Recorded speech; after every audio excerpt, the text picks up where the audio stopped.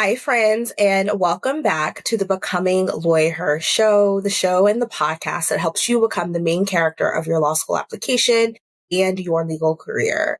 Today, we are talking about the pieces of your application that might not feel as flashy, but are just as important, your resume and your letters of recommendation. These are the materials that speak for you before you even walk into a room. So how do you make sure that you're saying the right things? Well, today, I'm honored to be joined by someone who shaped hundreds of legal careers and has read more resumes and recommendation letters than we can probably count. Dean Simmons, who is the Dean of Admissions at Howard University School of Law.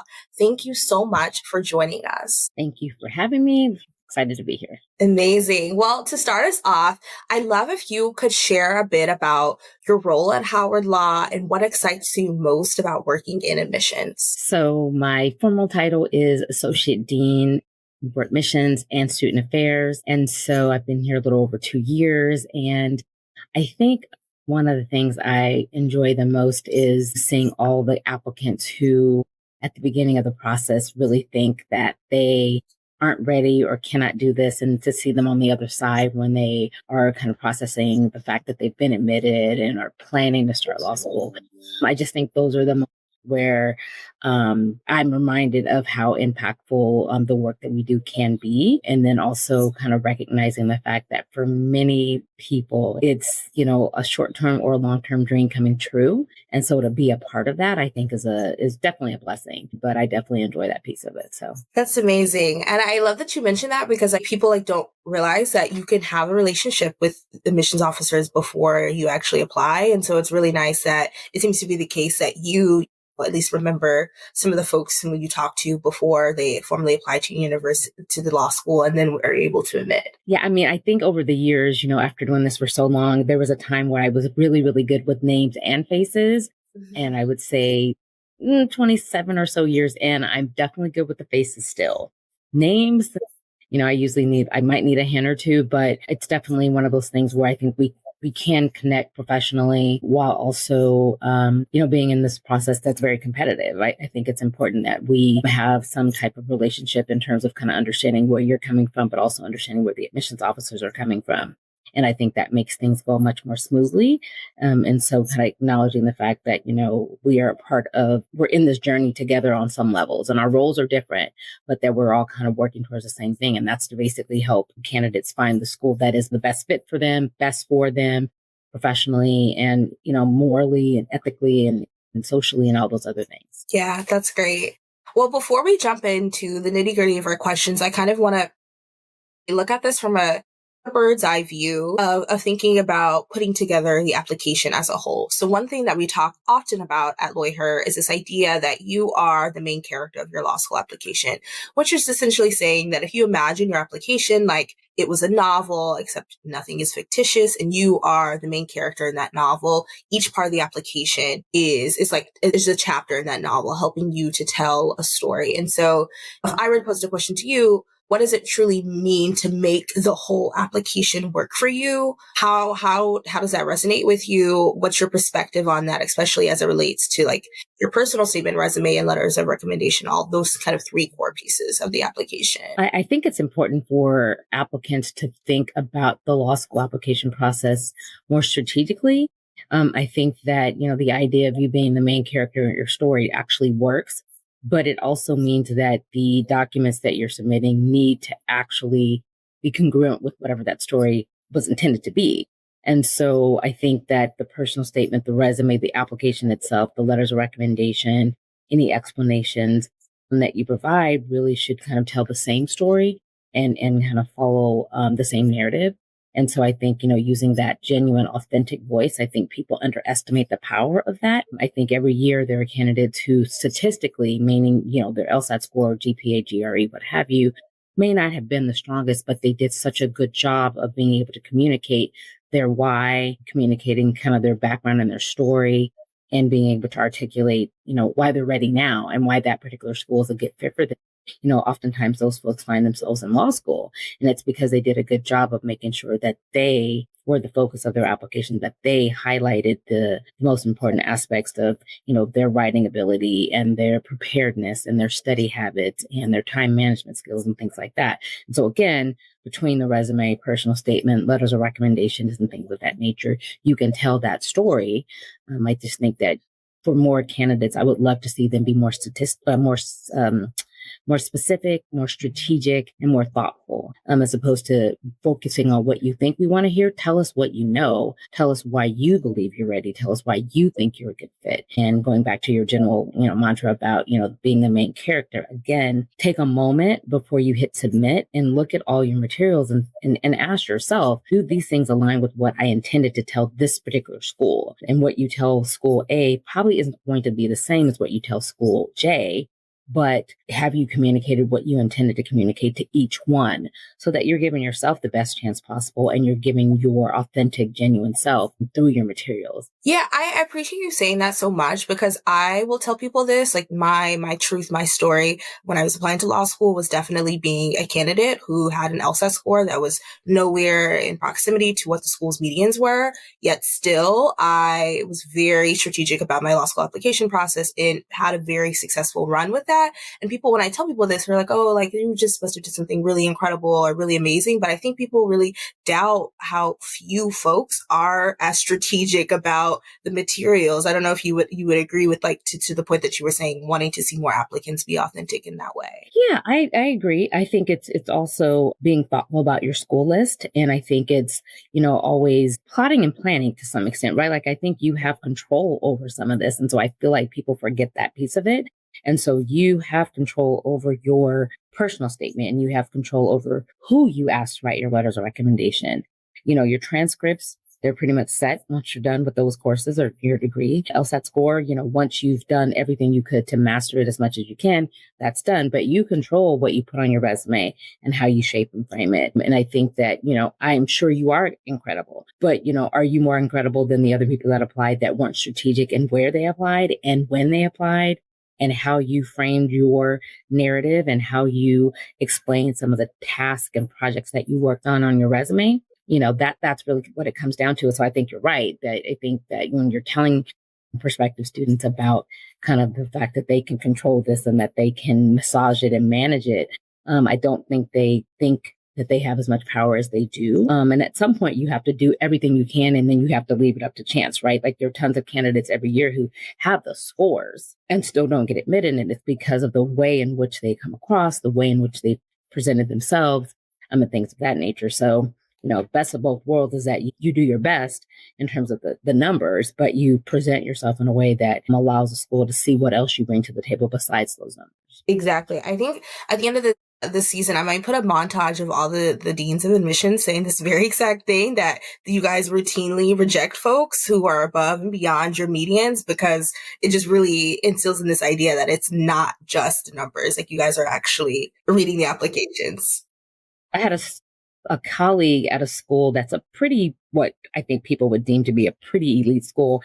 And she said something like, and again, this is a school where their medians are probably like, 170 something and closer to a 4.0. And she more or less said, but I have tons and tons of those. So I don't have to admit all of them. And so if I'm going to admit them, I want to make sure that they align with our mission, that they're going to do something, wonderful with their degree, and that they're going to take advantage of this really cool opportunity to be in this space. Yeah. Makes sense to me.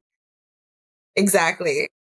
So I know some folks will hear that and they'll say, okay, well, this means that I must need to stand out, which I think we could both agree to some extent, yes. But I think there are levels in which and ways in which you can stand out that may be positive and may be bad. So I'm wondering if you can share in your experience, what are some common mistakes that applicants make when just trying to quote unquote stand out? Yeah, I feel very strongly about this. And some of my colleagues will laugh if we're doing panels together, because as soon as this question comes up, I either cringe or I just kind of roll my eyes. And it's because I feel like part of the problem is that with social media and things like that, like there's this whole narrative about having to stand out, or somehow that what you're bringing to the table is not enough on its own. And I just don't think that's true. And I find that in this process, a lot of candidates that stand out, it's usually for the wrong reasons.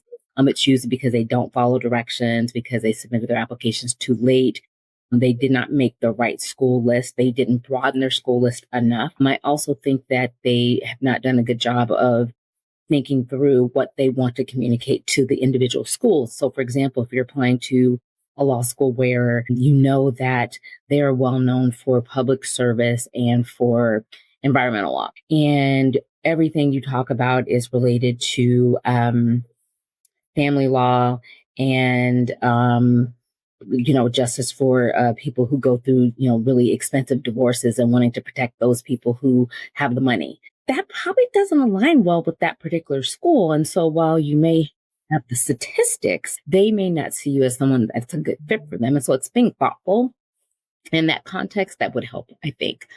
And so lastly, I'll just say that I think being careful about standing out is something I wish more candidates would do, because I feel like many of you actually stand out just by your narrative, meaning your journey to getting to this moment is important and significant enough. And by following directions and submitting your application on time and, not using some crazy font and actually having the margins be traditional and actually double space when we ask, like those are really positive ways of standing out. And so you don't need to do much else because, again, your story is unique in and of itself. And so I think when people focus on that, I think they would find themselves more confident and more comfortable with what they've submitted, as opposed to looking for some way to kind of shine. There's room for everyone to shine. It's just a function of, this is a profession where you need to be able to follow directions, take directives, and literally almost be like, this sounds silly, but like a sheep. Like you need to fall in line on some level, because the judges aren't looking for you to stand out. Your client isn't looking for you to stand out in the courtroom, except for the fact that you make the best argument possible. So to do that is, doing your research, being diligent, et cetera. And so the same thing applies to this process. Be diligent, be thoughtful, dot all your I's and cross all your T's. And I think you'll find yourself as a standout candidate no matter what. Totally. And I hear that and understand that completely. But I know that there are folks in my community of LawyHer, but also just applicants that I talk to all the time, who don't feel like their story is enough because they're in community with other folks who have a similar story. So if they're in a community where most people are immigrants, where their parents immigrated or they immigrated themselves, or for my own story, like having parents who were incarcerated, folks feel like their narratives are almost played out, which feels so sad to say. And so in that way, they don't feel like they're unique. And so they should talk about some other interest, or I don't know. I'm curious how you respond to that. Yeah, I do think that there's one of the challenges I think we have on the admission side is really convincing people that, your individual story is unique and that there's no gimmicks. I think part of the problem is that, we're in an age where everyone thinks there's this one thing that's going to get them in. There's just one thing that's going to get them that great job, that one thing that's going to get them into the best law school possible. And it doesn't work like that. I mean, on the other side of this process are humans. And so they're admissions deans and directors and, faculty members and alumni readers and volunteer readers or what have you, that are literally looking to see, are you ready? Are you mature enough to handle, the things that are going to come up in class? Are you going to be a good reflection of this institution and the mission and things of that nature? And so I think that this idea that, there's one narrative that you have to have like a woe is me story, or that you have to have been down on your luck so that the school feels sorry for you to get in. Like one of my colleagues says, like, I can feel sorry for you. I can even cry if I read your statement. But if you don't write well and you don't align with our values and things like that, I'm still not going to admit you. And so I think it's way more important that you, again, follow directions. Simple. Or you have 2 or 3 pages to communicate why you're a good fit, why you're ready, or answering whatever prompt they have. And so focus on that. What if you had to read the statement to a committee, what would you want them to know about you? That they're not going to see on your resume, that they're not going to get from your transcripts, and that your letters of recommendations won't also communicate. What do you need to say that you think would help a school say, I really want this person to be part of my community, my alumni base, and I look forward to working with them when they're here. And so it sounds like it's simple, but I think we overcomplicate it by trying to be grandiose and try to stand out. And so I just think, bringing it back to basics, I think would help a lot of candidates not feel so overwhelmed and so stressed out about the process.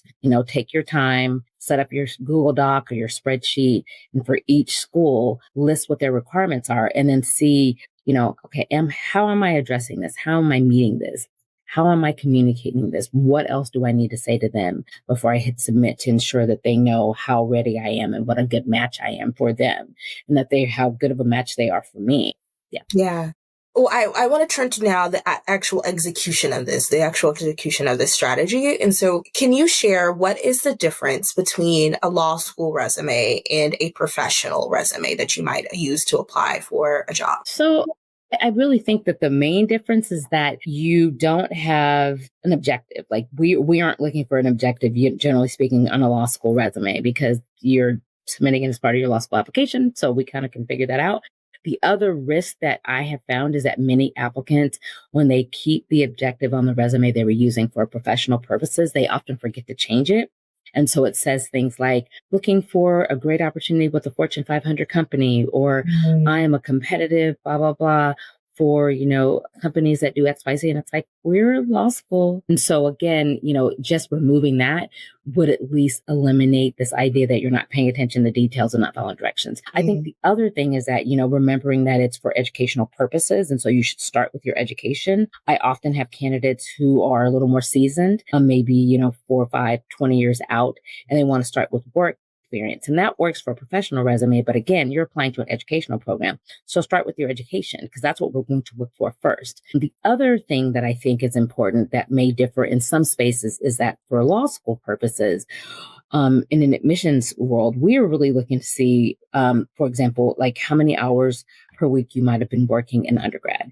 And so for the student who has that 2.8, in history, and they also then on the resume note that from their sophomore year through their senior year, they were working 25 hours a week plus to keep themselves in school and to feed themselves, that will look a little different than the person who had a 2.8 in poli-sci who basically was only in a sorority, right? Like those are very different things. And so telling us that you were working and that may have impacted your grade, I think is really, really grades are, really important. And then the last thing is that I do think that there are a number of us that actually love to see kind of like the hobbies and extracurriculars. I think that sometimes people forget to include those things because, again, we're trying to build a class. We're not robots. And so we want to build a community. And so we want to know, who plays the piano, who has a real estate license, who, is a snowboarder or is a member of the College Republicans or College Independents, or who has, done campaign work for their local superintendent, or who has started an organization that, feeds, the animals of those that are unhoused. I mean, we want to know other things about you. And I think that's a really good way to kind of include these extracurricular things. I think they're really good ways to kind of round out who you are. And that may not be as impactful on a professional resume, but for law schools, I have found that many of my colleagues actually enjoy seeing those things because it really does help us get to know who you are a little bit and to kind of see how you might fit into our communities. And so I think that's something that, I would encourage applicants, particularly for the schools who don't have a page limit. I mean, if you have a one-page limit, you are a little bit more limited in space, and you want to make sure those bullet points for the projects and jobs that you had or internships are thoughtful. But don't leave off things like the sports that you were involved in, intramural or, part of the structure of the university. Don't leave off the student, leadership positions and things of that nature. Like those are things that are important because we as law schools, we really function well because of our students. And we have students that serve on some of our committees. Our student orgs are very active in terms of programming professionally and socially. And so we want to know those things about you because we want to know who's coming to our campus, and we want to think like, oh, they would be a good student leader here because look at all these other things they've done. And then though, and maybe you have this question later, so maybe I should wait. But I think this is helpful. I'm like sitting here in my head, like I'm taking notes, like I'm about to apply myself. You just dropped so many gems, mostly because as you were speaking, I was like, oh, I didn't really do that, but it makes sense. For example, the point about listing the amount of hours that you worked on other jobs. So I applied to one school that specifically asked like a separate like list to do that. And then for my other schools, I don't think I use that same resume, but it makes so much sense because from what I'm hearing, the way you all view this document is to really see like how you have been involved in both your community, your work life, and previous education spaces to then make a better visualization of how they might fit into your community. Plus also too, to give context to some of the other things that you may have saw in their application. I think it just is an opportunity for you to kind of show how well-rounded you are. Mm-hmm. And the caveat to know is that, we have candidates who weren't unable to have extracurricular activities. They weren't involved in sports and things like that because they had to work full time, or because they were caring for an elderly parent or grandparent or younger siblings, or their own kids. And so it's important that you fill in those gaps though. And so don't leave it to chance that we're going to have an opportunity to ask you what you were doing. Put it on the resume and say, you'll notice every summer between, my freshman year through my senior year, I don't have an internship, and that's because I was responsible for caring for my younger siblings because my mom was deployed and, she was a single parent. And so that was my responsibility. That says something about your character. I think that the same is true for, I had a young lady many years ago who she didn't have any summer work because she was the one her family designated to take care of her grandmother. And so she would fly to where her grandmother was, and that saved the family. They didn't want to put her in a home, and they didn't want to expend that extra money until they had to for care outside of the home. And so granddaughter got to spend time with grandmother, and that was her job for the summer. Well, that's a reasonable thing. And that shows, again, your loyalty to your family and that you're a good human. And so don't leave that out, though, because it says something about who you are and your character. And so I think it's just important to not have any gaps. And if you have questions, ask the school how they'd like you to frame it. But I think for the most part, the resume is just an opportunity to kind of highlight other things that you bring to the table. You speak multiple languages, and you have unique hobbies. I just think that sometimes when we're looking for scholarship recipients, sometimes for our donor related scholarships, sometimes the resume is a place we go to, and sometimes there are things that a donor can say anything. They can say, I want to give a scholarship to people who are left-handed. Well, I may not know that. I might have to do a survey, but if you put it on your resume and I can find it quickly, there's your scholarship. And so I know it seems silly, but you just don't know who you might resonate with by all the things you can put on a resume. And so I say throw it all in there if you can. Yeah. So what I'm hearing is don't don't just think you can just do your little resume in 20 minutes. Like, actually take it seriously. You also answered one of my other questions that I had that I get often is about gaps in your resume. And so good to hear that you affirmatively should feel empowered to fill in those gaps with what you did, because the reality is most people aren't, especially if you are ambitious enough to apply to law school and ambitious enough to apply to school like Howard University. You weren't just sitting on your couch every summer. You were probably doing something else. And I have another question that I think I know the answer to, but I want to ask you anyway.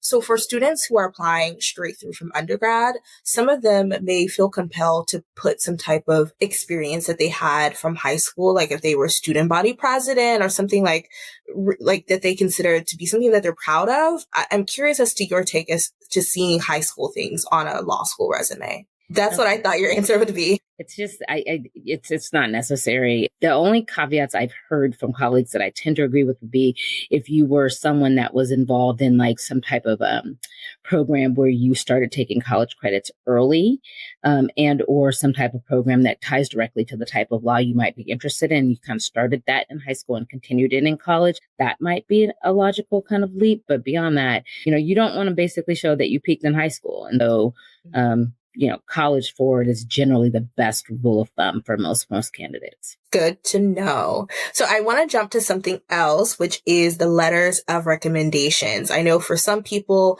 this is where they think they're going to shine the most. And for others, it is where they have the most anxiety. So when it comes to letters of recommendations, what are admissions committees really looking for? I think the one thing to consider is that you're basically trying to find people who will back up what you're saying about yourself. And so these are teaching assistants or professors or internship coordinators or supervisors or managers who are basically going to articulate and communicate everything that you're saying in the rest of your application about why you're ready, why you're a good fit, why you're a good candidate, why you have good, strong writing skills, why you're a good communicator, why you're good at time management and things of that nature. I think it's important to remember that, one of the things that we are often looking for is also related to compatibility.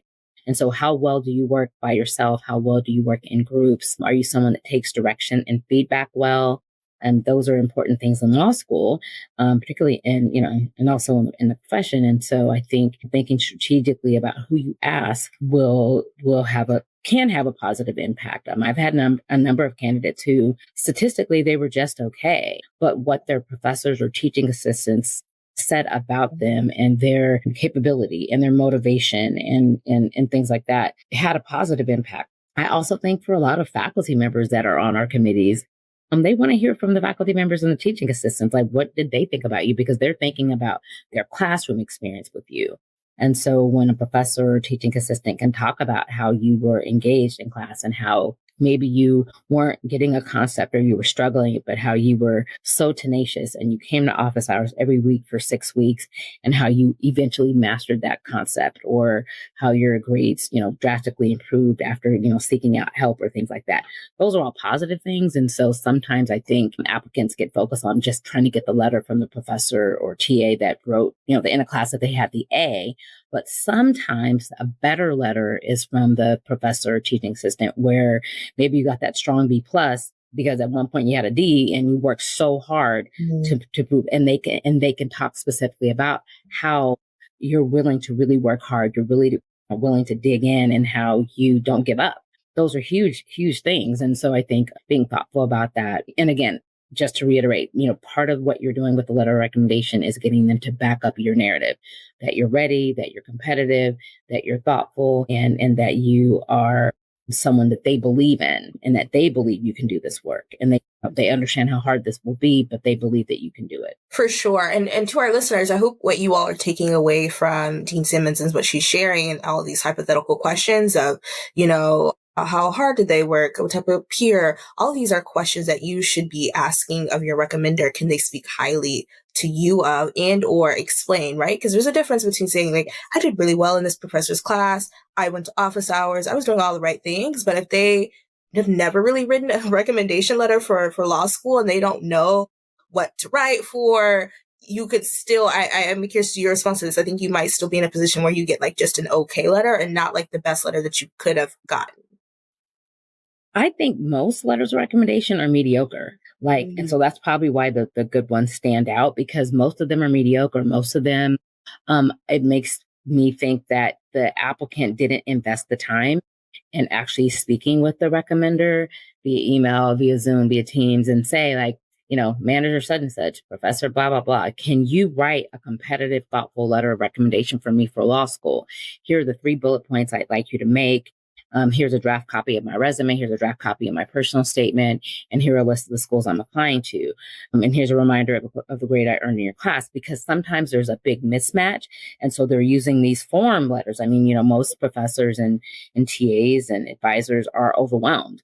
And they're being asked not only by the students who are going to law school, but for scholarships, fellowships, internships, other on-campus opportunities. They're being asked to write letters for all those folks. And so unless you give them specifically what you need, you will get sometimes something that's generic. There are times when we've seen the letters that have the pronouns are wrong, and it's because a professor was overwhelmed and busy and trying to finish before their final exams, and they forgot to change the she to a he in 2 or 3 spots, and it's like that's not the fault of the applicant, but it doesn't help. And so being strategic about who you ask is super important. As one of my colleagues recently said, ask for what you want. And then lastly, I've seen some pretty bad letters, that like one person, he basically more or less said he didn't want to write the letter, but the student had harassed him enough that he chose to write it anyway. And my colleagues and I in my office at that team at the time we were horrified on so many levels. Like one, why would he do that? And then 2, we felt bad for her because we realized like she probably had no idea that he was going to submit something like that. And so maybe her social cues were off and she didn't read the room well and didn't get a sense from him that he would not write a positive letter for her. But it was so bad. Luckily for her, she had 2 other letters that were very positive and authentic and genuine and what have you. But had it gone the other way, that could have really hurt her. And so again, when we say invest and ask for what you want, that's what we mean. Like talk to people who have your back, who are invested in you and believe in you, because those are the only folks you want writing these letters. And lastly, because we often ask you to waive the right to see the letter, this is where your judgment becomes really, really important. Only asking people that you trust and that are basically out to support you. It can go awry quickly. Yeah. Full transparency. This just like brought up so many memories for myself. I remember my junior year, I applied for a fellowship to some entity from a supervisor I had from an internship who I thought we had a great relationship with. And they're like, oh yeah, I submitted your recommendation letter, and they sent it to me. And I was like, oh, we were not like it was not as great. Like it wasn't bad, but it just wasn't like, it wasn't giving like, oh, I like really rooting for you to get this job. And so that was my mental check. Like, oh, I have to be so serious about who I vet for sending a letter of recommendation for law school. And I did take that seriously. Like I did exactly what you said. I had conversations with every single person I invited to write a letter, but also to like full transparency. I had a whole spreadsheet where I was like, I have these 10 people. I'm applying to these certain schools. Like they're going to speak to the community part. They're going to speak to the leadership part. They're going to speak to this. And like, it was like a puzzle almost. Like all of these people are going to speak to different parts of myself because they know different parts of myself. And I don't want to ask them to do too much. Like I don't want to ask them to say anything that they haven't experienced with me. And then to what you said also, I was like, sending anecdotes about things we talked about in class or office hours. I was like, there can be no confusion about what I'm hoping we get out of this letter. Because at the end of the day, like, I'm not going to be able to see it. I love that. Yeah. And so in a continuation of this conversation about recommendation letters, do you think folks should prioritize academic letters over professional ones, especially for people who are applying? Because I get this all the time. Even when people apply like maybe 2 years removed from law school, they think they're like suddenly very old. It can't get letters of recommendation from their professor. So I'm curious as to how you view that like puzzle piece of when to get the professional letter, when to get asked your professor. Yes, I think that it's super important to generally speaking, have academic letters because you're applying to an academic program. I think there are some schools out there that they do not care how long you've been away from undergrad. They still expect to see academic letters. So you have to vet that for sure. But I think overall, for many of us, if you've been out of school less than 4 or 5 years, the expectation is that you have academic letters. And part of that is because of how, the nature of the relationships with law faculty and their students is super, super important. And so we're kind of looking at that because a lot of what happens in law school is definitely tied to the connection you have with your professors. You're going to, not only are they teaching you and kind of forming you into the lawyer you're going to be, but they also are often the ones that are going to write letters of recommendation and things like that for your fellowships and externships and things like that. But I think it's, the skills that we're looking for often can be addressed by a professor or a teaching assistant or an advisor. And so I think that's important to note. And so again, to be strategic, a lot of this is really tied to what the school preferences are, but also what your statistical profile is. And I think that's another thing that I feel like candidates just are not being thoughtful about.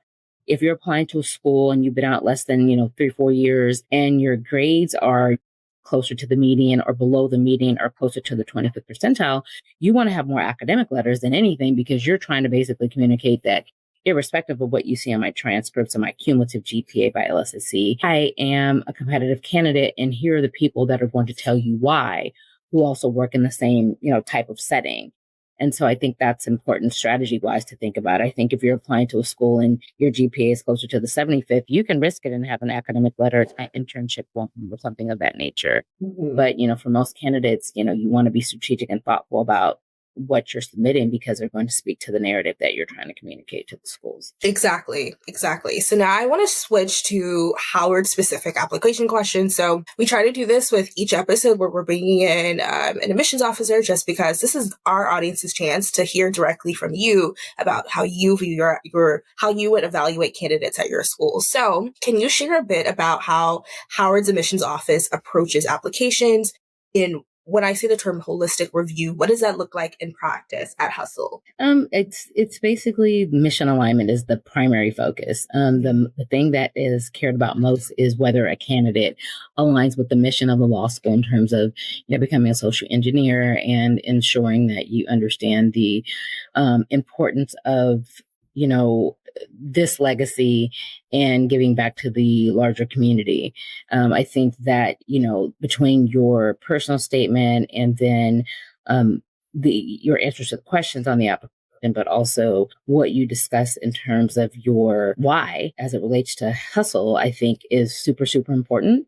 And so making sure that all those things align between the resume and the letters of recommendation and the personal statement itself, I think are really, really important. And that's what's taken into consideration. The stats matter because this is a really competitive pool. And so, but that's not the end all be all. And so I've had many a candidate where, the committee is like, yeah, great profile, great letters of rec, but there's no alignment with who we are and what we're about or why they want to be here.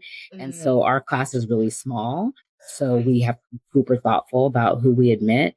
Because that's super important to the law school. And in any university is kind of making sure there's mission alignment. And so that approach really is about ensuring that all those things align for us. Yeah, that makes a lot of sense. And I heard you mention earlier that you guys have a committee and that faculty are a part of this committee. Could you talk a little bit more about what that is like? Sometimes people think like there's this accept reject pile that one person is going through and they're just looking at like the 170. So what does it mean to be like the committee to the extent that you can share? Yeah, I mean, I think it's pretty traditional. And I think the only reason I sometimes when applicants ask this question, I'm always like this way, like it doesn't matter to you because your job is the same, irrespective of who's reading your file. Mm-hmm. And so and I've had a committee, every school I've worked for, they just function differently. And so you usually have a chief admissions officer.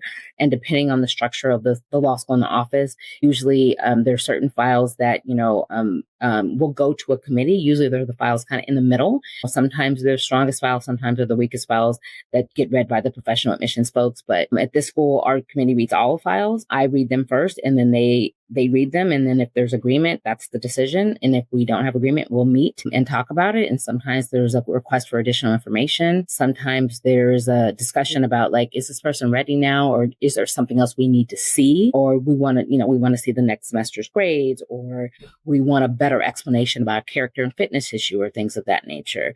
But it's pretty traditional in the sense that, usually this school is like other schools in that, I read them and then they get assigned to the committee. And then we just have to have an agreement about who, if two of us say admit or, two of us say deny or something like that kind of thing, we try to move it forward in that regard. So pretty traditional, nothing unique or special about the process, I think. We have except here, I think we have long serving members. So at many schools, the admissions committees change every year, every other year. And here, most of the people that have on the committee, they've been on the committee for a long time. That's helpful. And I appreciate you saying that, even with the anecdote that it truly doesn't really matter how it's getting a value or who's on the committee because your job is the same as you said. But I do know that some people will have a little bit more better about having just a little inside scoop as to what is going on. And so I appreciate you for sharing that. So I would not be doing my job if I did not ask probably one of the most pressing questions I get from people cycle after cycle, which is this question about scholarships at Howard University School of Law. So when in the application cycle are scholarship decisions typically made? Is there a point when it's too late to be considered for merit aid? So like I said, I've been here just over 2 years. Traditionally, in my experience, usually scholarships are awarded at the time of admission. Here, it's not done that way, generally speaking, because we're waiting for different approvals. And so I would say, generally speaking, early spring. It's your early spring is when it starts happening. And then there's a point at every school where like the money's just gone. And so again, I feel like admission cycles are starting earlier than they used to. Ours is not. And so ours is pretty much the same. We don't really start reading until December, January, but you won't hear about scholarships until spring.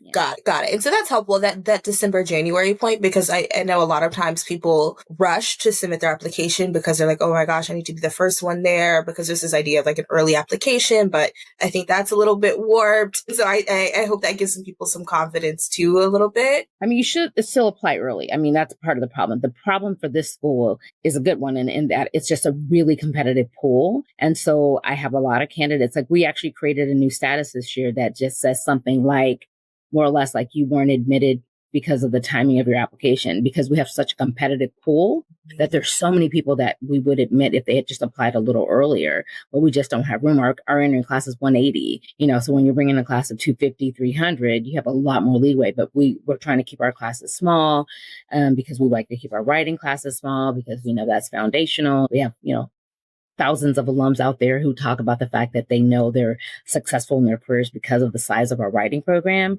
And so we're really focused on that. And so for this school, applying early and being competitive is still pretty important, irrespective of when we might start actually sending out decisions. That's helpful. Thank you for clarifying that. And so could you share a little bit more about the key factors that go into scholarship decisions at Howard? It's merit and mission alignment. Okay. It's very straightforward. Mission alignment is being the most important piece. Well, to know. So now I want to turn to probably what I think will be my favorite part of this conversation, which is the value of an HBCU legal education. So for our listeners who don't know, I am a very, very proud Bison. I went to Howard for undergrad. And I have just so much respect for the law school. Many of my friends went to the law school. Actually, I don't think I've met a single person who's had a bad experience at Howard. And so I'd love to hear from your perspective, what makes attending an HBCU law school, especially one with Howard's legacy, such a powerful experience? I definitely would say the legacy piece. I mean, I think that, one of my former SBA presidents, he was giving a speech and he said something like, think about where you're sitting and think about the fact that you're walking halls and sitting in spaces where people have basically transformed education and civil rights. And, those are the lawyers that have come from this particular institution. And so I remember coming back here for my actual interview for this job. And I had been here multiple times for pre-law programs and things like that. And I just happened to be walking down one of the halls near the dean's suite. And I just had this moment of like, I don't know if people understand how impactful it is to just be in this space. And to understand that this law school came about when people that looked like me were still enslaved, and that, my sorority wasn't even founded yet when this law school started. And to think about, so to see the photos from the late 1800s with the graduating classes. So the legacy definitely is a piece of it. I would also say the alumni network. Like, I have loved every school I've worked for and loved my alumni at every single school. I have to say, as soon as I got here, I was blown away by the level of love that the Hustle alumni have for their institution and for each other and the faculty. I was here it wasn't even 2 months, and I was at a conference, and I started meeting some other Hustle alumni, and all of them were super excited to figure out which faculty members might have been in attendance and asking about them and how they were doing. And that, so the level of engagement, but also their willingness to help one another. I have my colleague and my predecessor linked me up with one of the classes right away. And since then, I can tell you that without a doubt, like anytime I need volunteers, they rise to the occasion. And so the level of love they have for their institution is just really, really fun to witness and experience. But also, like, you can't go anywhere and not run into Hustle alumni. Like, I used to joke with my predecessor, like we would all, out recruiting and we would go to dinner or something as a group, and it'd be like 10 or 15 of us. And we're like, where is he? And he'd be over there talking to folks, and we're like, is that another Hustle alumni person? And he'd say, yes, kind of thing. And so but that's been fun for me being in this role, because everywhere I go, I meet someone who has some connection or affiliation. And so I think that helps our students a lot because their level of engagement in terms of being mentors, but also for internship and job opportunities makes a huge difference. And I think it just helps people not be so isolated.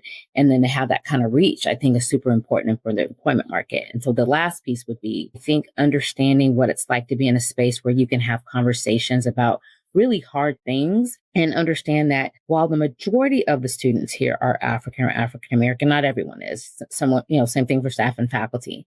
But I think you're in a space where you can have some really tough conversations about, what's happening as it relates to constitutional law, and what's happening in the Middle East, and what's happening with, law enforcement and in brown and Black communities, or talking about water issues and water rights and environmental justice and housing rights and housing issues and property issues, and having these conversations in spaces where you don't have to worry about someone, they may not agree with you, but they're not going to put you down because your perspective is that this issue may have arisen because of race, or because of religion, or because of your identity, or because of you speaking a different language, or because of your socioeconomic status. You really get to have these really deep conversations in ways that you are safe, and you are with people who again, may not agree with you, but they will be respectful enough to kind of hear you out. And so I think the diversity in this space, I think, is something that people underestimate and undervalue. I have people that are fifth generation attorney, and I have people that are coming from being unhoused. I have an Afro-Caribbean group, and I have a gospel choir, and I also have a Afro-Latina group. And so I think being thoughtful about the fact that we are really diverse in this space is something that people don't know and underestimate. And I will say that I'm just super happy that the part of the legacy here is that we really are getting a good swath of society in these seats that are going to go out and do really, really amazing things. And I just love the fact that they feel, their voices, they feel empowered.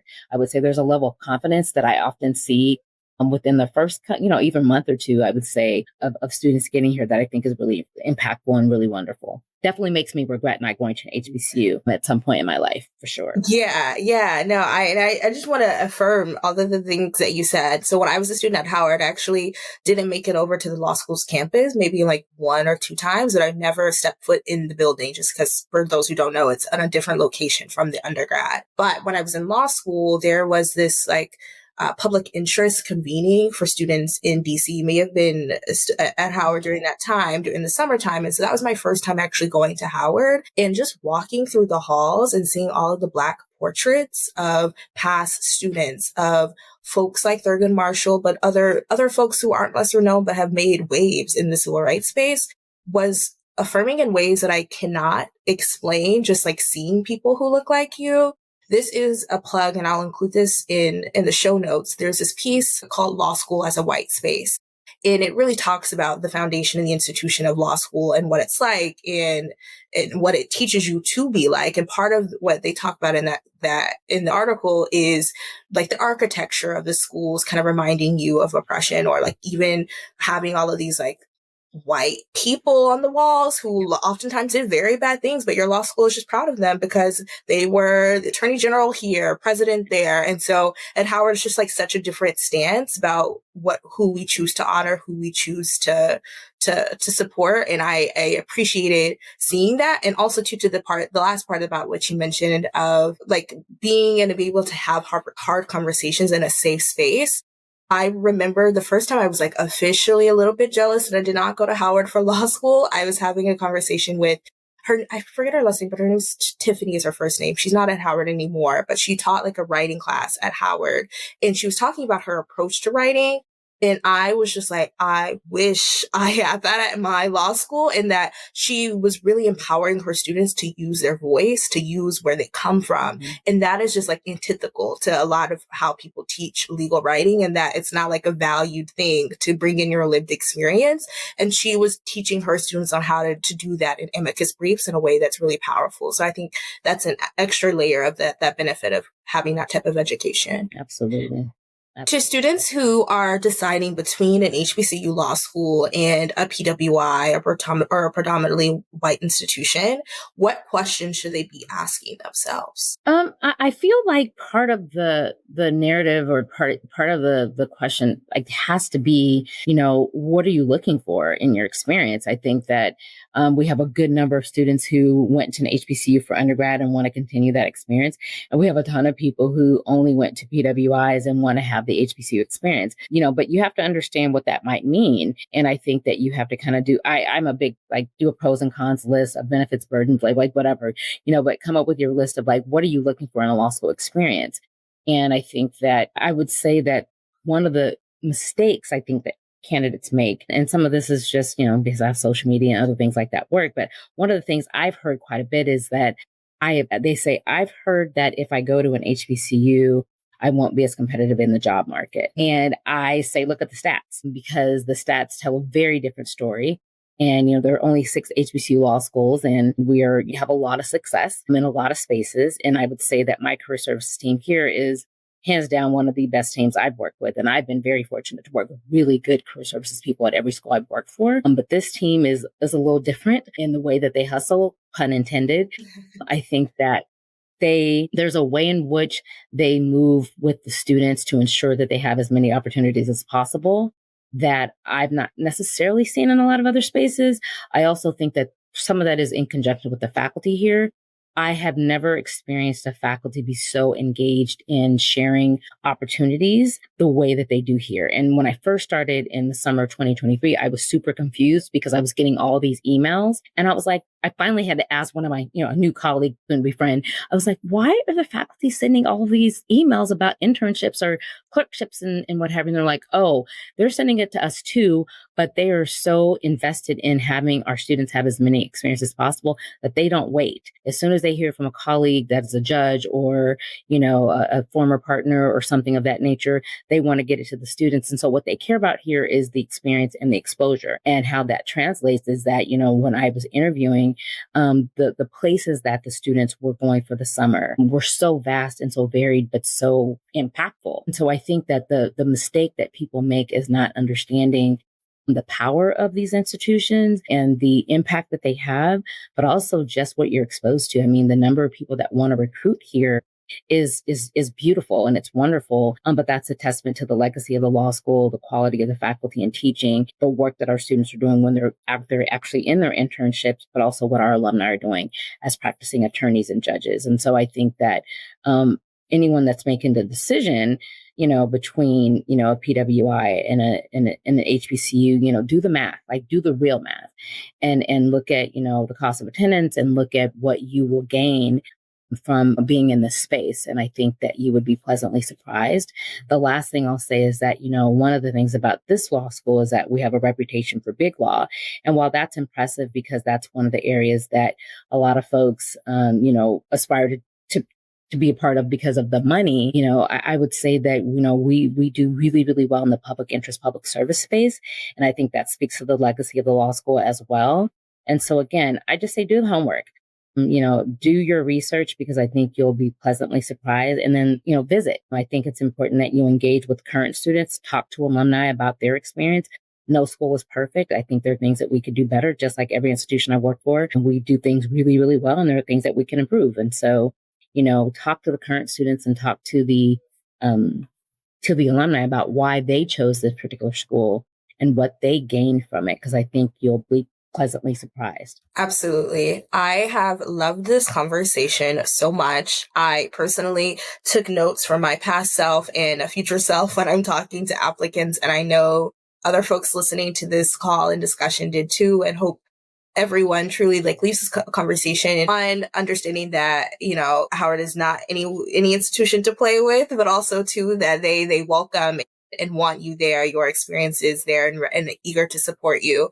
So my final question for you is if there are any applicants out there who may still be doubting themselves because of their GPA or LSAT score or the background that they don't deem as impressive, what final words of advice, encouragement, or wisdom would you give to them? I would say believe in yourself. I think that if you don't believe you can do this, you won't do it. And so I think half the battle is having that really delicate line between humility and confidence. And I think that you have to ensure that this is ultimately what you want. And if you do, you will find a way to get there.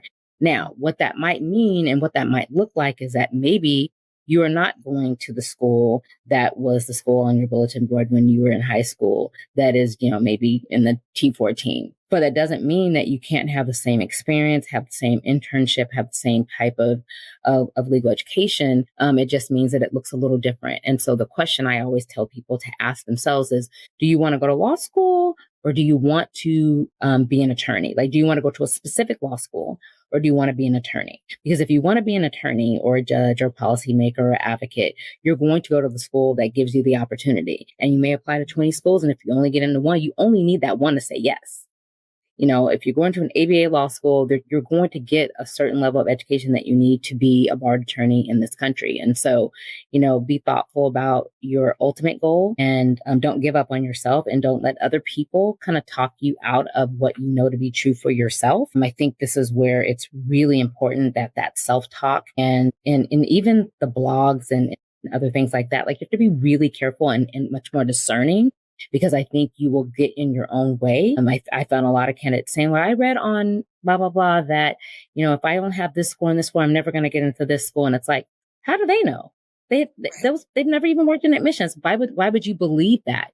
And so use the law schools, stay focused and Be confident while also having a dose of humility, but don't be shy about what you've accomplished to get to this point. Because if you don't communicate those things in your application, you're not giving the school the best picture of who you are, and you're not showing them why they should invest in you, irrespective of what your scores are. Amazing. What excellent advice to end on. Well, Dean Simmons, it has been such a pleasure chatting with you. Thank you so much for joining us. Thank you for having me, and good luck with this. I think it's super important, and I hope that you gain lots of good followers, but also insight that will really help our profession, because we really need more of you, to come in and get this education and get out there and get to work. So absolutely, great opportunity. We are just doing our part. Yeah, we are just doing our part, and we appreciate your support as well. Well, now is the time for our photo. So if you could just smile at your camera and then.